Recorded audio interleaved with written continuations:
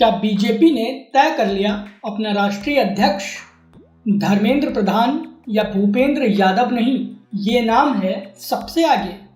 मोदी शाह और संघ ने बचा ली योगी आदित्यनाथ की कुर्सी और राष्ट्रीय अध्यक्ष के नाम से क्यों खत्म होगी योगी की टेंशन।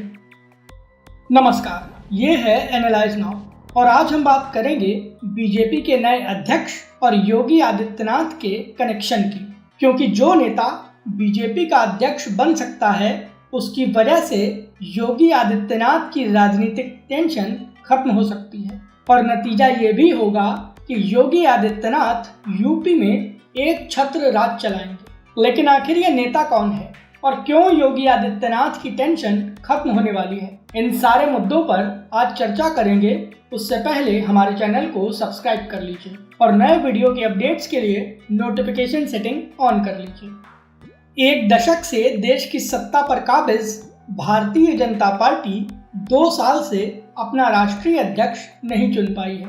कार्यकारी अध्यक्ष के तौर पर जेपी नड्डा को लगातार एक्सटेंशन मिलता जा रहा है, लेकिन अब संघ और बीजेपी का कहना है कि आने वाले 2 से 3 हफ्तों में पार्टी को नया अध्यक्ष मिल जाएगा। बीजेपी का अध्यक्ष घोषित होने की डेडलाइन 30 जून रखी गई थी, लेकिन फिर अहमदाबाद में प्लेन क्रैश हो गया, जिसके चलते अब अनुमान है कि बीजेपी के अध्यक्ष पद की घोषणा 2-3 हफ्ते लेट भी हो सकती है। ध्यान देने वाली बात यह भी है कि बीजेपी में आज तक जितने भी अध्यक्ष बने हैं उन्हें निर्विरोध चुना गया है और बीजेपी चाहती है कि वो परंपरा बरकरार रहे।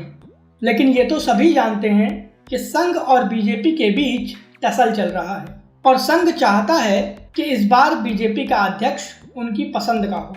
ऐसे में नाम तो कई चल रहे हैं, मनोहर लाल खट्टर से लेकर शिवराज सिंह चौहान, धर्मेंद्र प्रधान, भूपेंद्र यादव, मनोज सिन्हा और वसुंधरा राजे जैसे नेताओं का नाम सबसे ज्यादा चर्चा में है। एक समय ऐसा भी आया था कि जब लगा था कि केवल 2 ही दावेदार हैं, भूपेंद्र यादव और धर्मेंद्र प्रधान, लेकिन आज की स्थिति में एक नया दावेदार सामने आया है, जिसकी वजह से योगी आदित्यनाथ की मौज हो सकती है।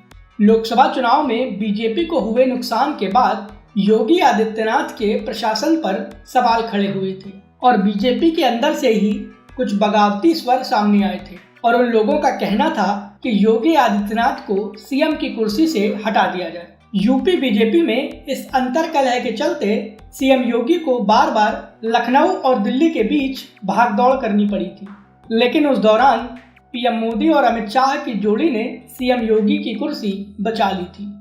और अब अध्यक्ष पद के लिए जिस नेता का नाम सबसे ज्यादा चर्चा में है, अगर वो नाम सही साबित हुआ तो ये मानकर चलिए कि विपक्ष को तो झटका लगेगा ही, लेकिन मौज योगी आदित्यनाथ की हो जाएगी।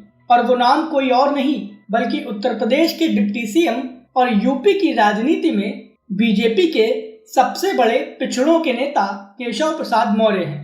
इसके अलावा आज के वक्त में जिस तरह से ओबीसी पॉलिटिक्स हावी है, उसके लिहाज से भी बीजेपी के नए अध्यक्ष के तौर पर केशव प्रसाद मौर्य का नाम सामने आना बेहतरीन साबित हो सकता है।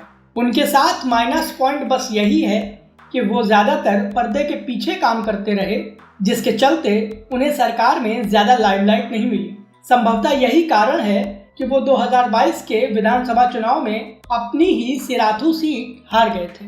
ऐसे में अगर केशव प्रसाद मौर्य ही बीजेपी के अध्यक्ष बनेंगे तो ओबीसी का नैरेटिव लेकर दौड़ रहे राहुल गांधी को करारा झटका लगेगा और बीजेपी के सिर से ब्राह्मण बनियों की पार्टी होने का टैग भी हट जाएगा। वही बात योगी आदित्यनाथ की करें तो ये भी कहा जाता है कि सीएम बनने की महत्वाकांक्षा में केशव प्रसाद मौर्य ने सीएम योगी को काफी परेशान किया है, जिसके चलते यूपी का जटिल प्रशासन चलाने में योगी आदित्यनाथ को काफी दिक्कतें आती थी। केशव मौर्य लगातार सीएम योगी पर संगठन और सरकार के बीच तालमेल न बिठा पाने को लेकर हमला बोलते थे। इतना ही नहीं, योगी आदित्यनाथ पर इन सब के चलते दिल्ली से भी एक्स्ट्रा प्रेशर आता था। लेकिन अगर केशव प्रसाद मौर्य राष्ट्रीय अध्यक्ष बनते हैं तो योगी आदित्यनाथ के सिर से यह प्रेशर हट सकता है। नतीजा ये कि सीएम योगी फुल फ्लेज पावर के साथ अगले 2 साल तक यूपी में शासन कर सकते हैं, जो कि बीजेपी के लिए साल 2027 के विधानसभा चुनाव के लिहाज से बेहद जरूरी है। और संभवतः केशव प्रसाद मौर्य को राष्ट्रीय अध्यक्ष बनाने के लिए पीएम मोदी, गृह मंत्री अमित शाह और आरएसएस ने ही एक बड़ी प्लानिंग की हो, क्योंकि अगर बीजेपी का अगला राष्ट्रीय अध्यक्ष यूपी से एक पिछड़ों का नेता होगा तो इसका असर जनता के बीच पॉजिटिव जाएगा और बीजेपी को यूपी में अपनी पुरानी बढ़त हासिल करने में फायदा होगा। दूसरी ओर यूपी की राजनीति में योगी आदित्यनाथ भी पहले से ज्यादा मजबूत हो जाएंगे और इसीलिए ये कहा जा रहा है कि केशव प्रसाद मौर्य को अगर बीजेपी दिल्ली बुला लेती है तो इससे योगी आदित्यनाथ की टेंशन खत्म हो जाएगी। बीजेपी की इस संभावित प्लानिंग को लेकर आपकी क्या राय है?